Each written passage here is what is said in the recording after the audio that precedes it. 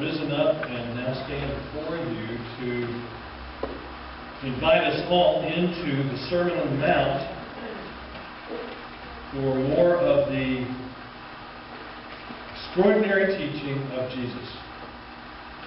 The text we'll be looking at, actually, for today begins with verse 33, but takes us to the end of the chapter. Chapter 5 of Matthew, beginning with verse 33. Again, you have heard that it was said to those of ancient times, "You shall not swear falsely, but carry out the vows you've made to the Lord." But I say to you, do not swear at all, either by heaven, for it is the throne of God, or by the earth, for it is his footstool, or by Jerusalem, for it is the city of the great King. And do not swear by your head, for you cannot make one hair white or black. He was wrong about that. Let your word be yes, yes, or no, no. Anything more than this comes from the evil one. You have heard that it was said, an eye for an eye and a tooth for a tooth. But I say to you, do not resist an evildoer. But if anyone strikes you on the right cheek, turn the other also.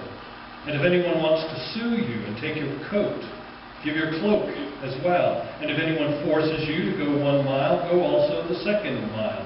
Give to everyone who begs from you, and do not refuse anyone who wants to borrow from you. You have heard that it was said, you shall love your neighbor and hate your enemy. But I say to you, love your enemies and pray for those who persecute you, so that you may be children of your Father in heaven, where he makes his sun rise on the evil and the good, and sends rain on the righteous and on the unrighteous. For if you love those who love you, what reward do you have? Do not even the tax collectors do the same? And if you greet only your brothers and sisters, what more are you doing than others? Do not even the Gentiles do the same? Be perfect, therefore, as your heavenly Father is perfect. Well, stern teaching indeed.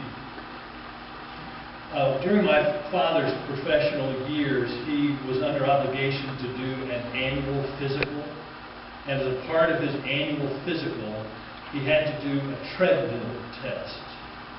He hated treadmill tests. Has anybody here done a treadmill test? How many of you loved the treadmill test? Oh, enjoyed it, okay? A sadistic doctor loved it.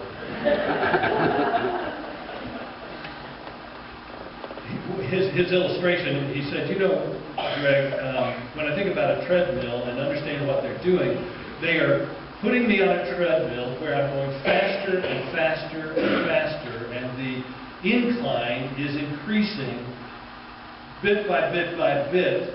He said, I feel a little bit the way they test the tension on steel. How do they test this tension on steel? They put force on that steel until it snaps and breaks. He said, I feel like that's what they're doing to me on a treadmill.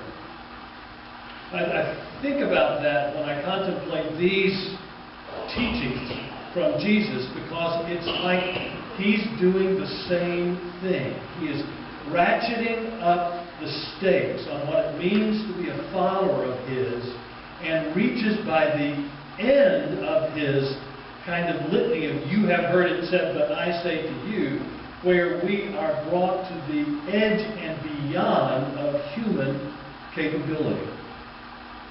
These are the instructions, and they are hard. Don't nurse your anger. Don't put people down. Speeding up. Don't let impure thoughts settle in your imagination. Fulfill every promise. Never tell a lie. And the incline is growing. Turn the other cheek. Go the extra mile. Love your enemies and pray for those who hurt you. Love them and pray for them. It's hard enough to love our neighbors, isn't it?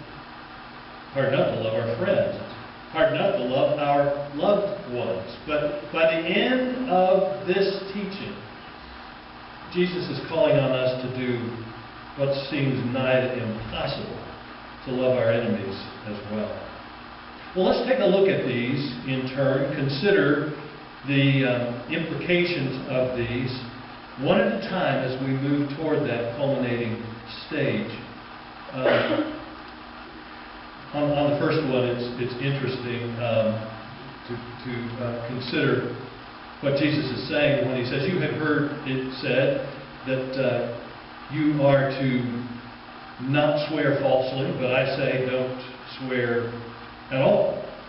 And it makes me think of an experience we had at one of the churches where I was pastoring. The children's teacher was talking with a class about prayer or calling on the name of the Lord. And she was explaining that we can talk to God lots of times and lots of different ways. And she asked children to suggest different times to call on God's names, and various suggestions came at bedtime, before dinner, during church. And then Jimmy spoke up and he said, "My dad talks to God all the time. Yesterday he called on God's name when he hit his thumb with a hammer." And I remember as a kid being taught that we weren't to be using God's name that way. In fact, swearing was bad.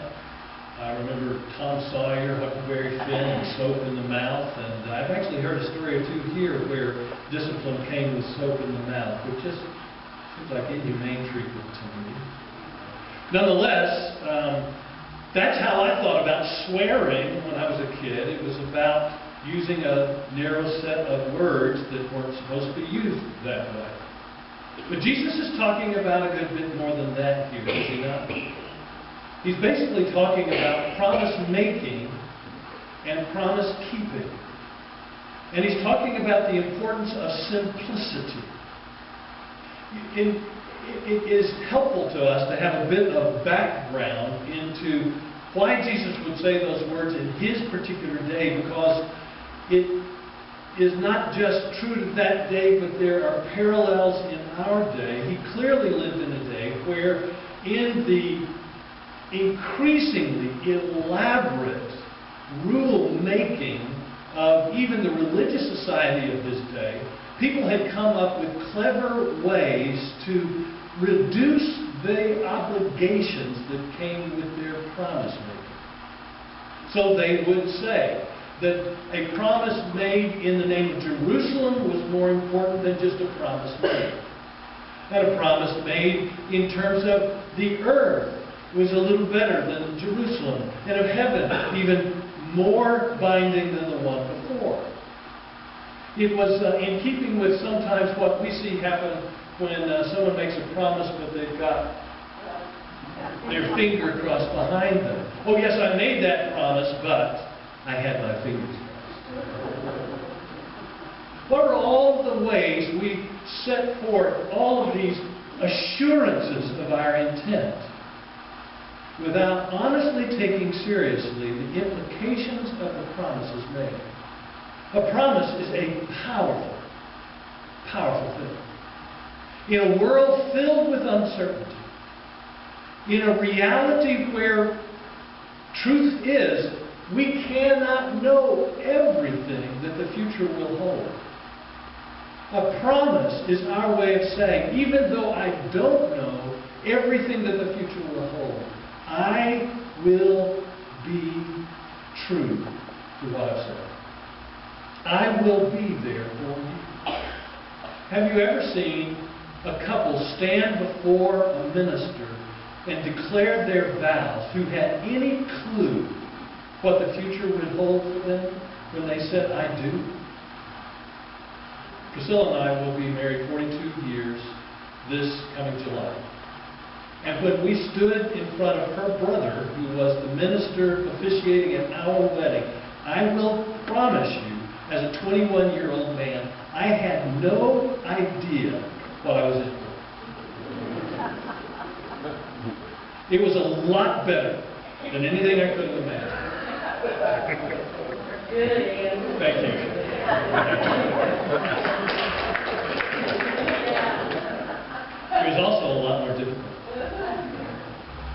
And there were things we learned about each other after that. That had we known, we've occasionally said, if you had known this, would you still have married me? And we generally honor each other with a moment of silence. Before then saying again, I would. I would do it all over again. But that's the nature of a promise.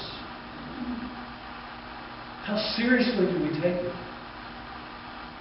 When we say yes, do we mean our yes? When we say no, do we mean that too?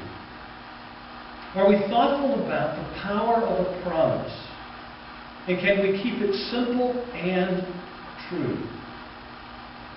Jesus is challenging us to do just that. Challenging us not to be among those who, with lots of words, evade a simple commitment, a simple truth. The next one that comes with these teachings of Jesus slips us along the pathway toward an even higher challenge in our lives. And it is, you have heard that it was said, an eye for an eye and a tooth for a tooth, but I say, and then what Jesus offers is a kind of what John Claypool, a preacher who had a powerful impact on me, talked about an asymmetrical approach. By which he was saying, rather than return as good as you get, shift the ground and respond in a way that isn't in keeping with this escalating round of hostility. And bad for bad and worse for worse. Remember the story of the Hatfields and McCoys? It's a classic American tale from the Appalachian Mountains of East Kentucky and West Virginia. These two families, to this day, in fact, I actually know some of the members of that clan now because I went to seminary in Kentucky and some of them sheepishly raised their hand to admit, yes, I'm one of those Hatfields. They can't even tell you now for sure how the conflict got started. And isn't that the nature of a lot of our conflicts? We start into a disagreement, it escalates to the next level, and then we're giving it back to the other person. And then at some point along the trail we say, where did we start? How did this begin? We scratch our heads about it all. We can't figure it out, and all we know now is that we're mad. Another thing that's important to realize about this as we contemplate it in our actual experience, when you are giving and getting in a conflict, do you ever really get even? I mean, what I give to someone who's hurt me may satisfy my sense of revenge, but I can promise you that how they experience what I gave in response offers a fresh hurt of injury that doesn't to them feel like everything's all square. In fact, it's one of the reasons that Martin Luther was quoted once as saying, an eye for an eye and a tooth for a tooth is a good way to end up with a blind and toothless world. The reality is that there are ways people can presume upon us. There are ways people can offend us. There are ways people can steal our freedom and manipulate us that challenge our ability in precisely the way Jesus is talking about here. Because consider what he's suggesting that we do. And not just suggesting, offering it as the new mandate of the new kingdom, a new way of life that has entered through him into the world. He is suggesting that if someone strikes us on one cheek, we're supposed to turn the other cheek to them. And give them the opportunity to strike us again.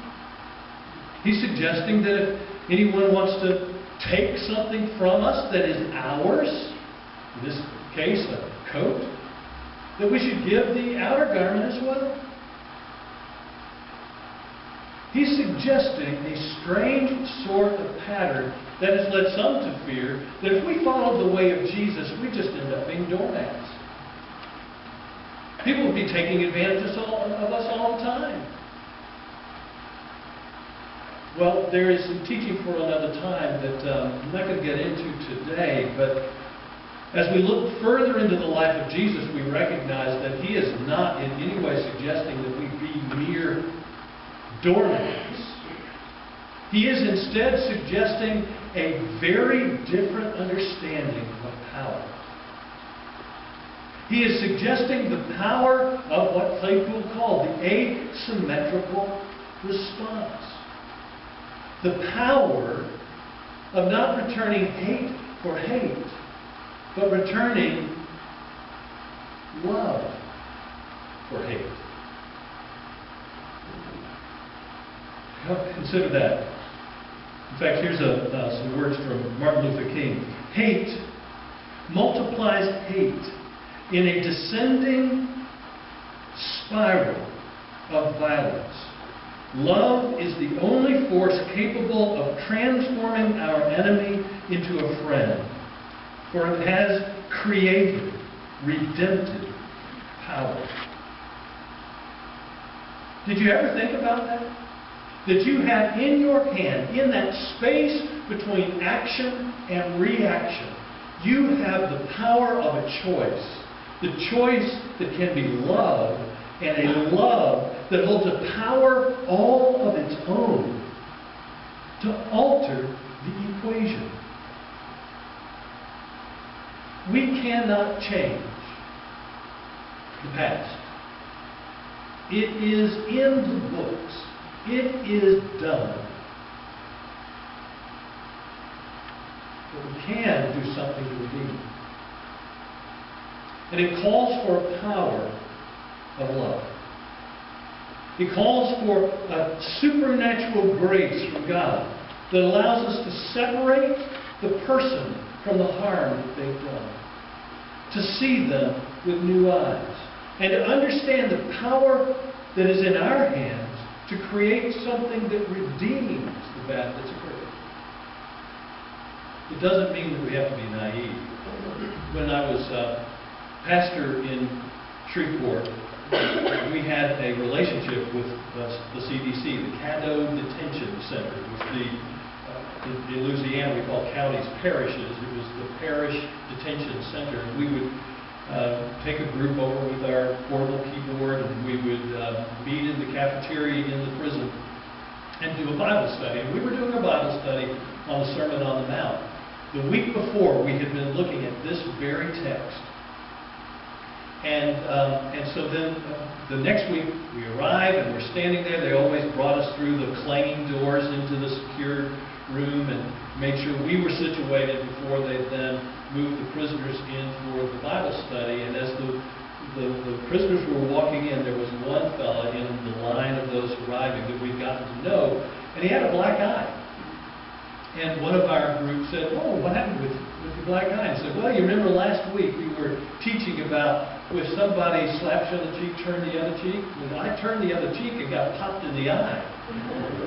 And the guy behind him said, "Oh, don't you know when you turn the other cheek, you're supposed to cut and run?" You know, in our polite society, that was a jarring realization. That there are people in our world that are living on the hard edges, and there are some of you this morning who are living on the harder edges, where that's not just theoretical talk. We're not just using a metaphor, imaginative language to talk about how we can be nasty with our words. The reality is we live in a society where violence breaks out, where people take each other in hand. And so these words can be very literal. But they all also are figurative as well, are they not? And When Jesus is teaching us, it is wise for us to take these teachings seriously without losing our common sense. How we do that in a way that changes the equation is critical. Jesus is challenging us to respond in a surprising way to the affronts and the presumptions, the demeaning behaviors of others. Now that in itself would be hard enough, but he has to add this last segment. You've heard that it was said you shall love your neighbor and hate your enemy, but I say, love your enemy. Pray for those who persecute you. Okay, now he's gone over the deep end. This is not real, is it? This is not practical teaching for our actual lives, is it? I was teaching Sunday school at Holmeswood Baptist Church. Soon after going there, in an adult Sunday school class, I was 34 years old, and I was in a class teaching that particular Sunday, a group, all of them were in their 70s.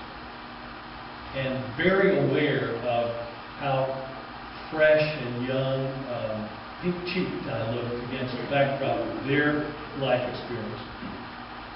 And there was one particular couple in that class. We were looking at this particular text. And one particular couple for whom it was a very personal thing to be talking about. Because only 6 months before Priscilla and I and our family arrived there, he and his wife had lost their son, Mark. He was murdered while working in a shop. And Harlan's words were, "This is a bunch of baloney." He said, "I will never forgive the one who killed my son." What do you say to that? You know, in response, I expressed empathy and understanding about how hard it was. But then I went on to say, but there these words stand. Jesus' seemingly impossible challenge. And I wonder for you and me this morning how easy it might be for us to find those relationships in our lives that create gall, a bile inside of us, where anger, with unforgiveness, where the hurt is raw, where the anger is real, where the despising is festering too easily. And what it means for us to hear these words from Jesus, who dares to suggest that we would forgive. Let me not be guilty this morning of belittling the pains that have come into our lives at the hands of others. You know, we don't forgive people for little things. There are some things we talk about forgiving somebody for where we're really just excusing them because maybe they don't know better. You don't forgive somebody if they don't know better. You just sort of put it in a category and set it aside. We forgive, or I should put it more accurately, the challenge to forgive comes with real hurt. It has to do with disloyalty. Someone who said they're a friend who acts like a stranger in a quick way. We find ourselves needing to forgive with betrayal, where somebody who pretended to be a friend ends up acting like an enemy. Those are the circumstances that call on this superhuman challenge to forgive. And how we forgive is a testimony not to our willpower ultimately, but as a testimony to the power of the Spirit at work in our lives, because there is no other way to pull off that kind of forgiving. In forgiving, we separate the person from what they've said or done. We look on them with new eyes. We see them even potentially as the person in need instead of the person whose power holds such grip. And it is easy for us to demonize our enemies, to turn them into supernatural beings who are all-seeing and all-knowing, knew exactly how to get under our skin. When the truth is usually far removed from that. We inhabit this earth with fragile human beings who say things they regret and do things they regret, whose lives are complicated by the distractions and the hurts on their mind and carve wounds of their own that lead them to lash out at times. We can't even imagine all that other people are going through, but we can know that they are human. And we can know that they stand in the need of grace. And when we spend any time in the parables of Jesus, we realize that Jesus constantly confronts us in our self-righteous moments, in our anger, in our unforgiveness, with the mirror held up before us that forces us to recognize our desperate need for forgiveness. You know, we hold people accountable for what they do. We give ourselves credit for what we intended. Easier on ourselves than on others. But the truth is, there are lots of good intentions we never follow through on. And promises we meant to keep that we didn't keep. And we're hoping that others are gracious toward us in that regard. There are weaknesses in our lives where maybe our temper is a little short, or there are buttons a person can push that set us off. We know these things to be true. And if we are going to operate in this way of love that Jesus is describing in the Sermon on the Mount, where we're not just independent souls in parallel universes, but woven together in the fabric of a common life, then love must be the guiding force, and grace must function, where we absorb what life brings and what choices were made and the hurts that come, and even those who inflicted them, and ask God for the power to engage in soul surgery by which the poison is removed and love takes its place. Well, that's easy. Let's do that today, and then we'll get on to other things.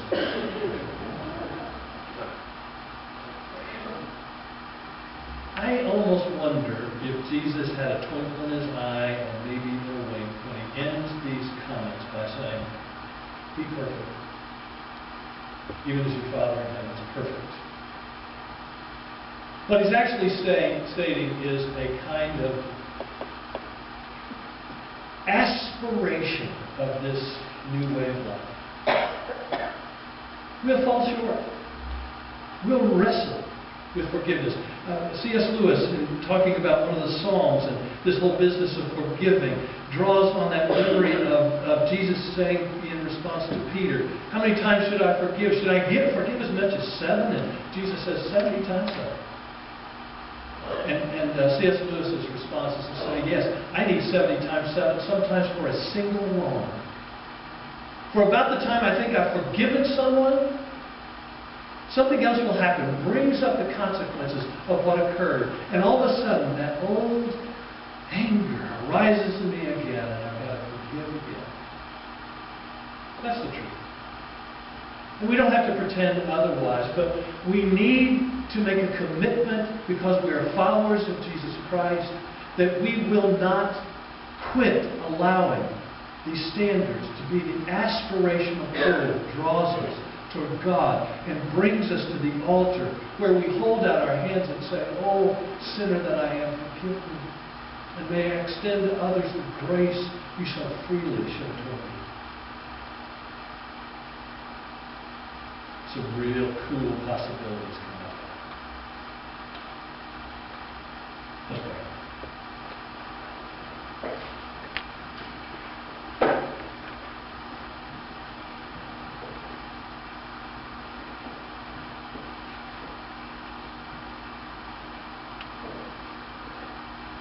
Heavenly Father, Lord Jesus, your teaching awakens in us a realization of how far we fall short. But it also awakens in us a longing of the heart that we would be freed from the burdens of the grudges we hold, the negative audio tapes that play in our head, the videotapes that draw us back into pain. We would be free. And we would be alive to the possibilities. To actually see with our eyes the transformations that take place when we reconnect with broken relationships and mend broken fences, bridges, and live a way of love that introduces more new light into cold, hostile environments. Lord, there's not one of us this morning that isn't in need of the altar call, where we come before you in confession, and gladly claiming forgiveness, and then say to you, do not let us go from this place without your Spirit, the power that will make a better way possible. It's in Christ's name we pray.